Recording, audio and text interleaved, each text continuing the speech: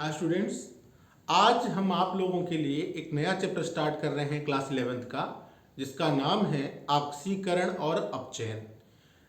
अगर ये आपके एग्जामिनेशन के पॉइंट ऑफ व्यू से देखा जाए तो आपके लिए तो इम्पॉर्टेंट है। क्लास 12th में इनऑर्गेनिक केमिस्ट्री में इसके बहुत यूजेस हैं और कॉम्पिटेटिव एग्जाम में इससे ढेर सारे क्वेश्चन आते हैं ऑक्सीकरण एवं अपचयन से। तो हम ये शुरुआत करेंगे कि ऑक्सीकरण क्या होता है, अपचयन क्या होता है। इसकी बात को थोड़ा सा मैं डिटेल में चलता हूँ। क्लास 10th में चलते हैं। क्लास 10th में इसको आप लोगों ने पढ़ के रखा हुआ है, जो फर्स्ट चैप्टर था उसमें इसका जिक्र है। तो यहाँ पर शुरुआत करते हैं ऑक्सीकरण और अपचयन। कहीं कहीं आपको ऑक्सीकरण को उपचयन बोलता है। क्या बोलता है? उपचयन। और वो होता है अपचयन। ये होते हैं उपचयन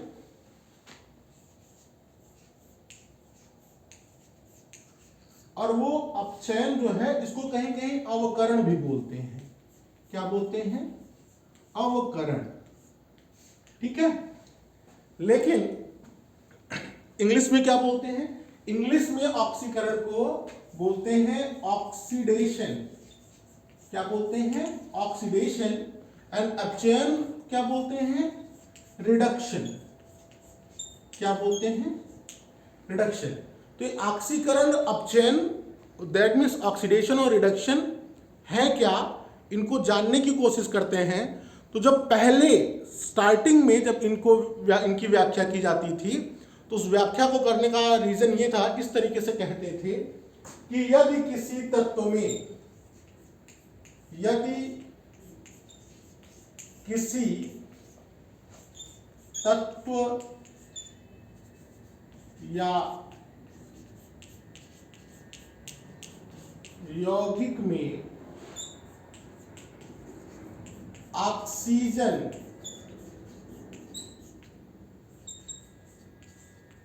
जुड़ता है तो वहां पर क्या होता है? ऑक्सीडेशन होता है। अगर किसी में ऑक्सीजन जुड़ता है, किसी तत्व या यौगिक में ऑक्सीजन आके जुड़ जाए, उससे अभिक्रिया करके वो अपना ऑक्साइड बना दे, तो उस स्थिति में क्या होता है? ऑक्सीडेशन होता है। ऐसा पहले माना जाता था। तो मैं आपको पुरानी अवधारणाओं के आधार पर ऑक्सीकरण और अपचयन को कैसे बताया जाता था उसको डिस्कस कर रहा हूं। जैसे ये Mg है, Mg का रिएक्शन O2 से हो गया तो ये क्या बना लेगा? MgO। इसको बैलेंस कर दें तो यहां पे 2, यहां पे 2। ये क्या बन गया? ये बन गया आपका मैग्नीशियम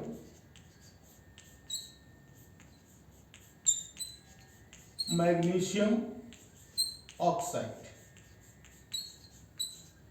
क्या बन गया? Magnesium oxide. तो यहां पर मैग्नीशियम ऑक्सीजन के साथ अभिक्रिया करके मैग्नीशियम ऑक्साइड का फॉर्मेशन करता है। तो हम क्या कहेंगे कि यहां पर मैग्नीशियम का क्या हो गया? ऑक्सीडेशन हो गया। जब मैग्नीशियम ने ऑक्सीजन के साथ अभिक्रिया की तो उसका क्या हो गया? ऑक्सीडेशन मीन्स ऑक्सीकरण हो गया। ठीक, ये तो पहला कॉन्सेप्ट था। दूसरा जो कॉन्सेप्ट है कि किसी परमाणु से, किसी यौगिक से हाइड्रोजन का निकल जाना। अगर किसी से भी हाइड्रोजन निकल जाता है तो उसको क्या बोलते हैं कि उसका क्या हो गया? ऑक्सीकरण हो गया। यौगिक से हाइड्रोजन का निकलना। यौगिक से हाइड्रोजन का निकलना। अगर किसी यौगिक से हाइड्रोजन निकल रहा है तो क्या होगा? वो उसका ऑक्सीकरण होगा। उदाहरण की बात अगर हम करें तो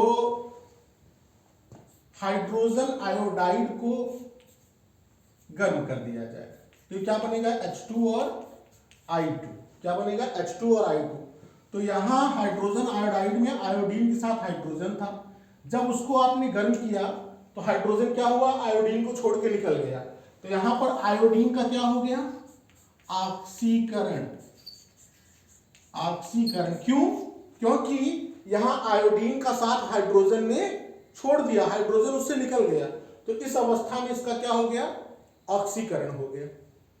ठीक है, ये आप क्लास 10 में पढ़े होंगे। मैं इसमें 2 पॉइंट और जोड़ता हूं। तीसरा,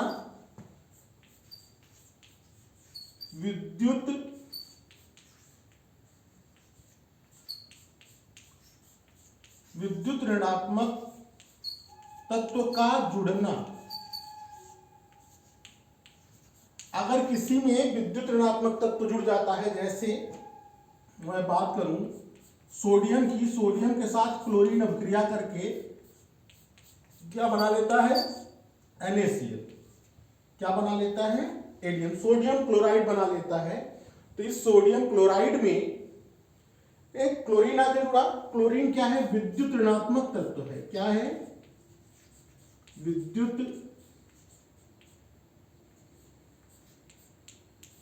ऋणात्मक है। तो ये क्लोरीन जो है इसकी विद्युत ऋणात्मकता अधिक है और ये जाके सोडियम से जुड़ रहा है, तो इसने क्या किया, सोडियम को ऑक्सीकृत कर दिया। सोडियम को क्या किया, इसने ऑक्सीकृत कर दिया।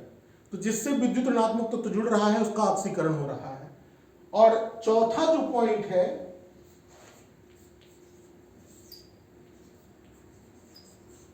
विद्युत धनात्मक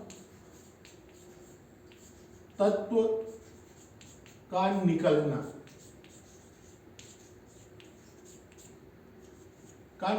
अगर कहीं विद्युत धनात्मक तत्व निकल जाता है किसी यौगिक से, तो भी उसका क्या होगा, ऑक्सीडेशन। ये जो रिडक्शन है जिसको हम लोग अपचयन बोलते हैं, ये इस ऑक्सीडेशन का जस्ट उल्टा होता है। जितनी भी घटनाएं यहां हुई हैं इसी का उल्टा। कहने का मतलब रिडक्शन में, यहां ऑक्सीडेशन में क्या था, ऑक्सीकरण में यदि किसी तत्व या यौगिक में ऑक्सीजन जुड़ जाता है, तो अगर किसी में जुड़ रहा है तो ऑक्सीकरण, अगर ऑक्सीजन निकल रहा है तो अपचयन, अगर ऑक्सीजन निकल रहा है तो अपचयन हो जाता है। तो शॉर्टकट में लिखते चले, ऑक्सीजन का निकलना क्या कहलाता है, ऑक्सीजन का निकलना क्या कहलाएगा, अपचयन। दूसरा, यहां पे क्या है, यौगिक से हाइड्रोजन का निकलना, इसमें क्या है, हाइड्रोजन का जुड़ना। अगर हाइड्रोजन जुड़ रहा है तो उसका क्या होगा, ऑक्सीकरण होगा। ठीक है, एग्जाम्पल अभी हम आपको बता रहे हैं। यहां पे तीसरा क्या होगा, विद्युत ऋणात्मक तत्व जुड़ रहा है, वहां से विद्युत ऋणात्मक तत्व निकल रहा है। विद्युत ऋणात्मक तत्व का निकलना। ठीक, और चौथा, विद्युत धनात्मक तत्व का जुड़ना। अगर विद्युत धनात्मक तत्व जुड़ रहा है तो उसको क्या बोलेंगे हम लोग, अपचयन बोलेंगे। ठीक है, मैं इनके कुछ एग्जाम्पल्स आपसे डिस्कस कर लूं। तो एग्जाम्पल है, कॉपर ऑक्साइड से हाइड्रोजन की अभिक्रिया करा दूंगा तो ये बन जाएगा Cu+H2O। ठीक, तो यहां पर ये जो कॉपर ऑक्साइड है ये किस में बदल गया, कॉपर में बदल गया। तो यहां से क्या हुआ, इस कॉपर ऑक्साइड से ऑक्सीजन निकल गया, तो इस कॉपर ऑक्साइड का क्या हो गया, अपचयन हो गया। क्या हो गया, अपचयन। ठीक, इसी तरीके से है, हाइड्रोजन की अभिक्रिया ऑक्सीजन के साथ सल्फर के साथ करा दी जाए तो ये बनाता है H2S। देखिए इस सल्फर में क्या हुआ, हाइड्रोजन जुड़ गया, तो जब इस सल्फर में हाइड्रोजन जुड़ा तो इस सल्फर का क्या हो गया, अपचयन हो गया। क्या हो गया, अपचयन। तो हाइड्रोजन जहां भी जुड़ता है वो क्या कहलाएगा, अपचयन कहलाएगा। ठीक, ऑक्सीजन जहां भी निकलता है वो क्या कहलाएगा, अपचयन कहलाएगा। इतना ठीक है।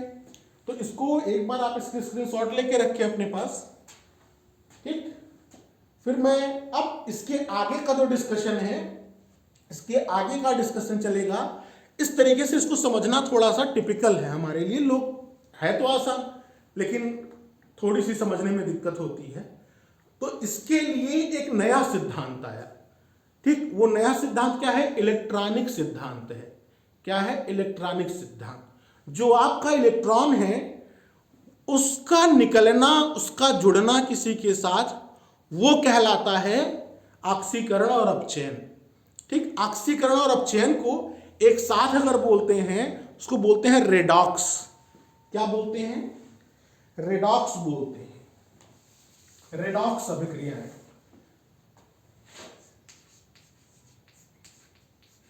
अभी इसके बारे में हम लोग चर्चा करेंगे कि रेडॉक्स क्या होता है, कैसे होता है, ये सारी चीजें जानेंगे। अभी हम बात करने जा रहे हैं जो नया कॉन्सेप्ट है ना, इलेक्ट्रॉनिक सिद्धांत। इलेक्ट्रॉन के ट्रांसफर मतलब एक इलेक्ट्रॉन का निकल जाना, इलेक्ट्रॉन का जुड़ना, उसके ऊपर बात करेंगे हम लोग। तो अब क्या करने जा रहे हैं? ऑक्सीकरण और अपचयन की आधुनिक संकल्पना। ऑक्सीकरण और अपचयन की जो मॉडर्न कॉन्सेप्ट है, आधुनिक में जो है उसको, इसको क्या बोलते हैं? इलेक्ट्रॉनिक सिद्धांत बोलते हैं। क्या बोलते हैं?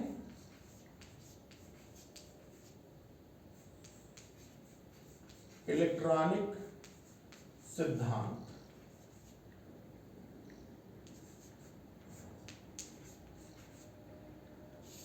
ठीक। तो इलेक्ट्रॉनिक सिद्धांत के ऊपर डिस्कशन करेंगे। तो इलेक्ट्रॉनिक सिद्धांत के में ऑक्सीकरण क्या होता है? ऑक्सीकरण ये होता है पहला, ठीक, इलेक्ट्रॉन का निकलना। इलेक्ट्रॉन का निकलना, एक छोटी सी बात आपको बता दें, चले पहले यही बताते हैं। इलेक्ट्रॉन का निकल जाना क्या कहलाता है? ऑक्सीकरण कहलाता है। जैसे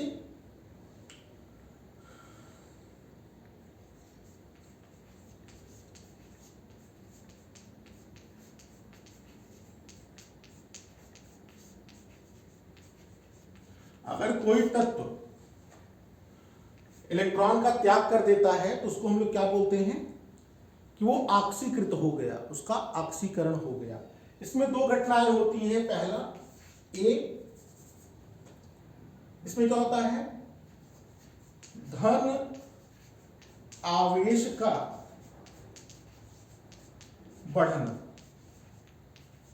ये आपके लिए एक ट्रिक है, ये काम आएगा रिएक्शंस में, क्योंकि रिएक्शंस में आपको इलेक्ट्रॉन जो अभिक्रियाएं होंगी ऑक्सीकरण अपचयन, उसमें आपको इलेक्ट्रॉन नहीं दिखाई देगा, तो ये काम आएगा आपको।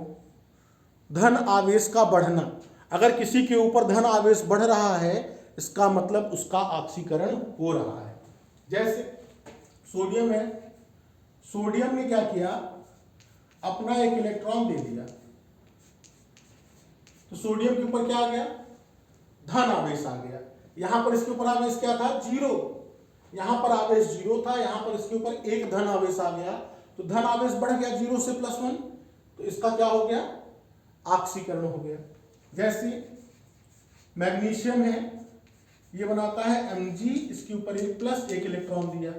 आप जानते हैं मैग्नीशियम 2 इलेक्ट्रॉन दे सकता है, तो फिर से हम लेते हैं Mg+ और एक इलेक्ट्रॉन और दे देता है अपना, तो Mg के ऊपर कितने हो गए? मैग्नीशियम के ऊपर 2 धन। तो देखिए धन आवेश बढ़ रहा है, जब किसी पर धन आवेश बढ़ेगा तो क्या होगा? उसका ऑक्सीकरण होगा। ठीक। अब इसका दूसरा पार्ट, धन आवेश तो बढ़ रहा है लेकिन ऋण आवेश का घटना, जहां पर ऋण आवेश घटेगा वहां पर इलेक्ट्रॉन निकलता है, इसलिए उसको क्या कहते हैं? कि उसका ऑक्सीकरण हो रहा है। जैसे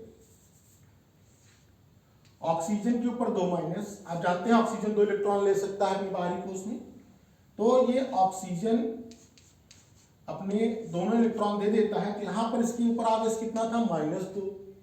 यहां पर क्या है? 0। तो इस स्थिति में क्या हुई? ऋण आवेश घट रहा है, ऋण आवेश घट रहा है, तो इलेक्ट्रॉन क्या हो रहा है? निकल रहा है। और जब इलेक्ट्रॉन निकलेगा तो आप क्या कहेंगे? कि उसका ऑक्सीकरण हो रहा है। इसी तरीके से Cl माइनस है, Cl में कन्वर्ट होता है, इलेक्ट्रॉन देता है। तो यहां पर भी देखिए इसका आवेश कम हो रहा है, एक इलेक्ट्रॉन निकल गया, तो इसका क्या हुआ, ऑक्सीकरण। इसी का ठीक विपरीत जो हमारा है वो क्या है, अपचयन है।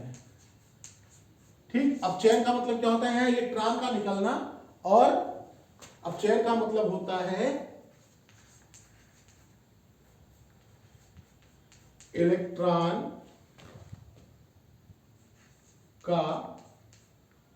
को ग्रहण करना।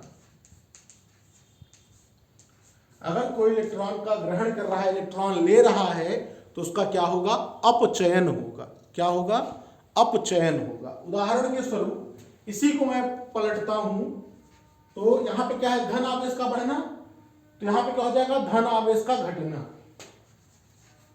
धन आवेश, अगर किसी तत्व के ऊपर धन आवेश है और वो घट रहा है, कम हो रहा है, ठीक है, तो क्या होगा, वहां पर अपचयन होगा। जैसे ये सोडियम प्लस ही था, एक इलेक्ट्रॉन ले लिया तो क्या हो गया, Na। ठीक, इसी तरीके से Mg2 प्लस है, उसने 2 इलेक्ट्रॉन लिए तो क्या हो गया, Mg। एक और डिस्कस करते हैं। यहां पे क्या होगा, यहां ऋण आवेश घट रहा था, यहां पर ऋण आवेश का बढ़ना, ऋण आवेश का बढ़ना।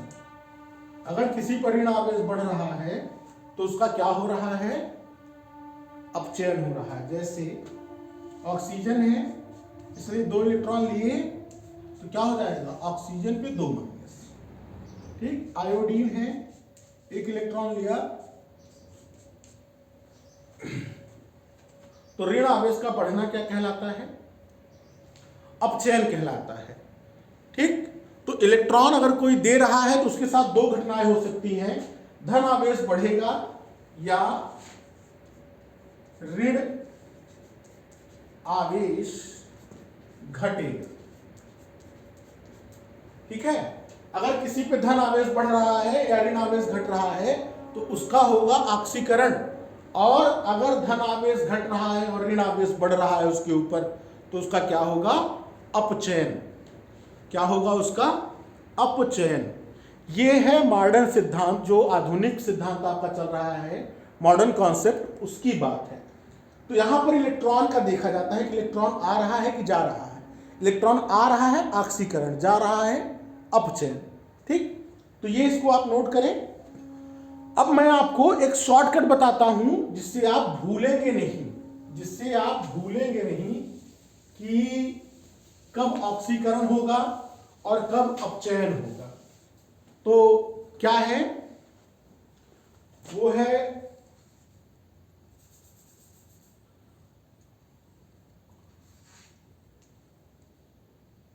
ऑयल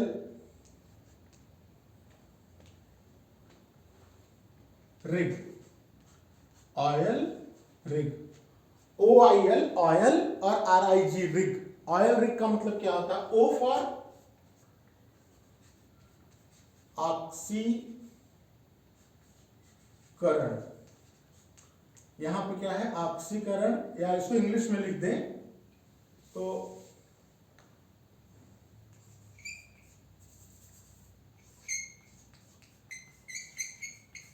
ऑक्सीडेशन इज L से लॉस ऑफ इलेक्ट्रॉन, और यहां पे क्या है, R से रिडक्शन इज गेन, G से गेन ऑफ इलेक्ट्रॉन। ठीक, अगर इलेक्ट्रॉन का लॉस हो रहा है, इलेक्ट्रॉन जा रहा है तो क्या होगा, ऑक्सीडेशन, और अगर इलेक्ट्रॉन को लिया जा रहा है, गेन कर रहा है, तो उसका मतलब क्या होगा, रिडक्शन।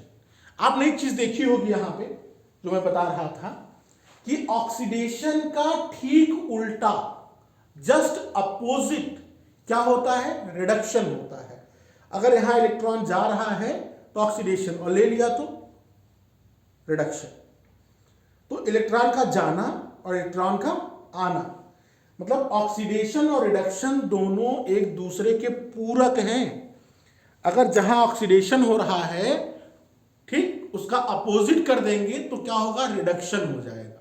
तब ऑक्सीकरण का जस्ट उल्टा अपचयन होता है। इस बात को याद रखें।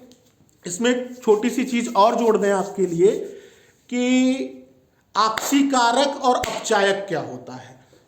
ऑक्सीकारक किसे कहते हैं और अपचायक किसे कहते हैं।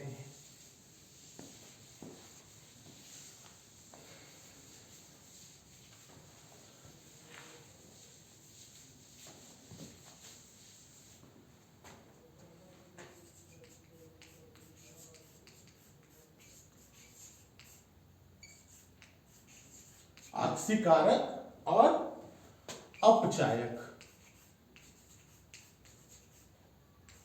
वहां पे ऑक्सीकरण और अपचयन था, यहां पे ऑक्सीकारक और अपचायक। ऑक्सीकारक मीन्स ऑक्सीकरण के लिए जो जिम्मेदार है उसको ऑक्सीकारक कहेंगे। ऑक्सीकरण के लिए जो जिम्मेदार है, जिसकी वजह से ऑक्सीकरण हो रहा है, वो ऑक्सीकारक कहलाएगा। ठीक है, तो एक शॉर्टकट बता देते हैं आपको। जैसे एग्जांपल पहले लेते हैं आपको, जैसे Cu, एक सिंपल सा आपको एग्जांपल सोच मान लीजिए Na प्लस Cl2, तो क्या बनाएगा 2NaCl। ठीक, तो यहां पर क्या हुआ, आप देखिए यहां पर सोडियम पे चार्ज कितना था, 0, लेकिन यहां पर क्लोरीन पे आप जानते हैं -1, तो सोडियम पे +1। देखिए 0 से +1 हुआ, इसका क्या हुआ, ऑक्सीकरण हुआ। ठीक, लेकिन ये ऑक्सीकरण यहां पर सोडियम का जो ऑक्सीकरण हुआ वो किसकी वजह से हुआ, इस क्लोरीन की वजह से। किसकी वजह से हुआ, क्लोरीन की वजह से। क्लोरीन ना आता न सोडियम का ऑक्सीकरण होता। तो यहां जिम्मेदार कौन है सोडियम के ऑक्सीकरण के लिए, 0 से +1 करने के लिए इसके ऊपर कौन जिम्मेदार है, क्लोरीन। तो क्लोरीन क्या हुआ, क्लोरीन क्या कहलाएगा, ऑक्सीकारक कहलाएगा। ऑक्सीकरण के लिए जिम्मेदार जो तत्व होगा वो क्या कहलाएगा, ऑक्सीकारक कहलाएगा। ठीक, तो यहां पर ऑक्सीकारक कौन है। ठीक, एक ट्रिक बता देते हैं, लेकिन इसका क्या हुआ है, देखिए इसके ऊपर चार्ज 0 था और -1 हो गया। ठीक, तो इसका अपचयन हो गया। इसका क्या हो गया, अपचयन। ठीक, तो जिसका अपचयन होता है, जिसका अपचयन होता है उसे ऑक्सीकारक कहते हैं। जिसका अपचयन हो गया उसको क्या कहेंगे, ऑक्सीकारक कहेंगे। याद रखिएगा दिमाग में। ठीक, क्यों, क्योंकि जिसका अपचयन हो रहा है वो दूसरे के लिए ऑक्सीकारक, वो इलेक्ट्रॉन लेगा देगा, मतलब इलेक्ट्रॉन ले लेगा, तो वो जिम्मेदार होता है। जस्ट इसका अगर उल्टे इसकी बात करें, अपचायक क्या होता है, जिसका ऑक्सीकरण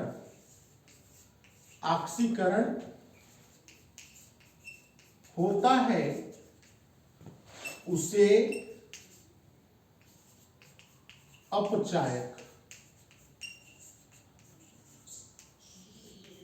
कहते हैं। एग्जाम्पल यही सेम लूंगा मैं, NaCl2, तो क्या बना, NaCl, इसको बैलेंस कर दिया मैंने। देखिए यहां पर 0 चार्ज था, लेकिन यहां पर इसमें क्या होगा, +1। यहां पर 0 चार्ज था, लेकिन इसके ऊपर क्या हुआ, -1। तो सोडियम का तो क्या हो गया, ऑक्सीकरण, लेकिन इस क्लोरीन का क्या हो गया, अपचयन। अभी बताया मैंने क्यों, क्योंकि क्लोरीन के ऊपर ऋण आवेश बढ़ रहा है, इस वजह से इसका क्या हो गया, अपचयन हो गया। तो ये अब क्या होगा, तो यहां पर ऑक्सीकारक कौन होगा ना, ऑक्सीकारक को किसका अपचयन हो रहा है, जिसका अपचयन हो रहा है वो हो गया ऑक्सीकारक।